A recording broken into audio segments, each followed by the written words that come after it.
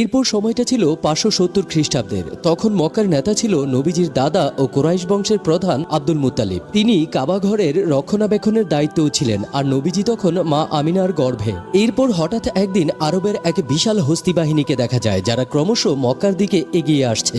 আর মানুষজন তাদের ভয়ে এলাকা ছেড়ে পালাচ্ছে, কারণ সেই হস্তি বাহিনীকে প্রতিহত করার শক্তি তাদের ছিল না। এমনকি ততক্ষণে সেই বাহিনী মক্কার অনেককে ধরে নির্যাতন করতে শুরু করেছে এবং নবীজির দাদা আব্দুল মুত্তালিবের 200 উট সহ মক্কার সমস্ত উট কেড়ে নিয়েছে, যেন তারা তাদের সাথে লড়াই করতে না পারে। এই খবর তখন নবীজির চাচা আবু তালিব নবীজির দাদা আব্দুল মুত্তালিবকে জানায় মক্কায় এরকম ঘটনা ঘটেছে। তিনি এটাও বলেছিলেন যে আমরা তাদের সাথে লড়াই করে পারবো না বাবা, বরঞ্চ আমরা আত্মসমর্পণ করে ফেলি। নবীজির দাদা আব্দুল মুত্তালিব তখন তার ছেলে আবু তালিবকে নিয়ে রওনা দেয় হস্তি বাহিনীর প্রধানের সাথে দেখা করতে। আর এই হস্তি বাহিনীর প্রধান ছিলেন মক্কার পার্শ্ববর্তী এলাকা ইয়েমেনের শাসক আব্রাহা।